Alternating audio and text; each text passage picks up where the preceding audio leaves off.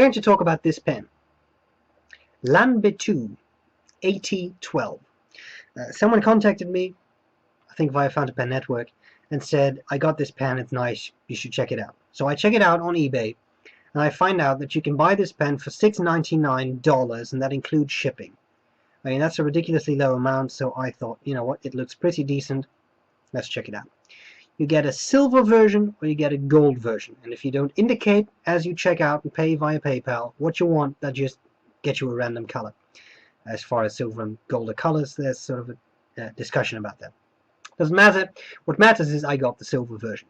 This is an all-metal pen, except for the section. No, the section is metal too. Will you believe that? It's quite heavy. I think I weighed about 30 grams or something. A little over 30 grams, which is not bad for a pen. Cover the parts of the pen. I'll tell you what I like about it, what I don't like about it, and I'll do a writing sample. And that's all let's do it. And then I'll do something else. I don't know what, but I'll figure something out. Okay, so the cap. Here we got the cap. Whoop, zoom. You get this nice texture. Does it feel like texture? Yeah, a little bit. You can feel those little things. It's not sharp or anything. You got the clip, simple clip. Let me zoom out a bit. Clip is simple, works well, quite tight. Looks like you could snap this off, but it feels pretty manufactured pretty well actually. On top of the cap, there's a little dome, which is highly reflective. You can see the two little blue lights from my webcam in there. And then you have the center band. The center band has, well, a sort of triangular thing in there. I'm sure that's the logo of the manufacturer, Lanbitou. It has a registered mark right next to it, and that's pretty much all there's to it. And on the back it says AT12, so 8012. That's the model of the pen. The barrel has that same texture as the cap. I'll show you both the same go. There we go. Nice. Pretty simple, pretty straightforward. Then you have a reflective dome at the reflective dome at the bottom end again. The section also has that texture. They really like that texture, I'm sure. A bit of a step down from the barrel. Then you have that nib, which is a sort of hooded nib. I've seen this nib many times on Chinese pens now, and it's a decent nib. Some of those have been a little dry. This one, at least as far as I could see, worked pretty well out of the, well, it wasn't really a box, but I mean it worked pretty well out of the bubble wrap envelope. No issues, pretty good flow, not extremely scratchy.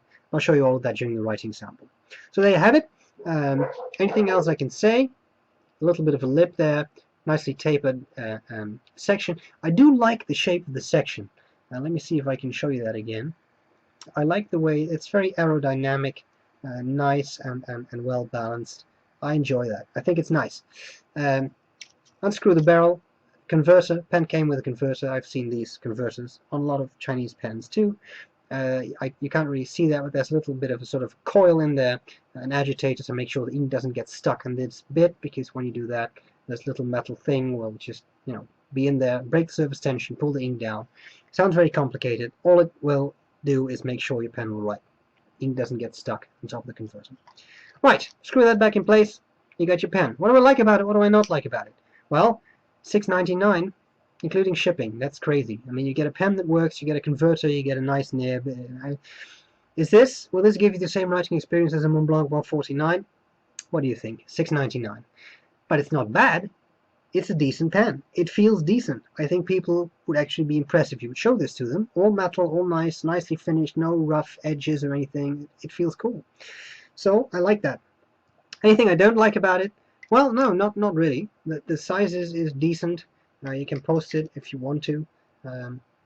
It's a little top heavy then, but you know, that's it. I personally don't care a whole lot for hooded design, so this hooded or semi-hooded design doesn't really do a whole lot for me, but you know, overall I think it's a decent, nice, simple pen. And that's all there's to it. So I'm going to do a writing sample. I hope this was useful, and I'll see you later. Bye bye. Alright, so there we go with the Lanbitou or Lanbitou AT12. I would call this nib a medium, or at least a fattish fine.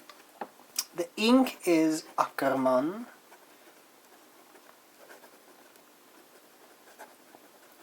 Chinatown Red.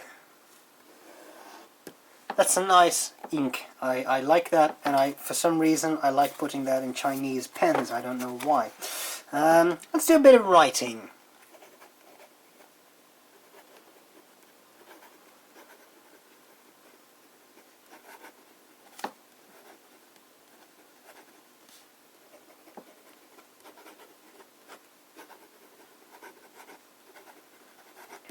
Writing is fairly smooth. You get a bit of feedback. I'm not sure I would call that scratchy. I'd really call it, yeah, I would call it a feedback. It's not scratchy as annoying. I don't think this is annoying. It's just that you feel what you're doing. Some people really appreciate that. For me it could have been a bit smoother, but that's, you know, this is what you get.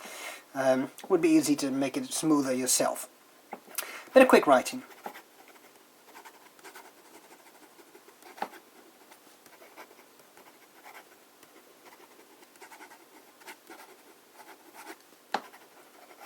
Feed keeps up well, no real skipping. Maybe we should check out Wetness. Very nice even patch of ink, that's a good sign. Reasonably wet, not excessively so. As to line variation,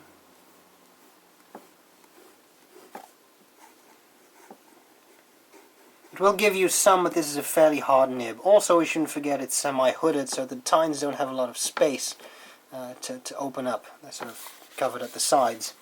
So there you have it, the Lanbitou 8012. Simple pen, but nice, all metal, etc. Feels decent, feels robust. I understand decent is not the same in Dutch as it is in English. In Dutch it would not be offensive, and I mean decent is robust. It's nice, it's pleasant to use. So I hope this was useful, and I'll see you later. Bye bye.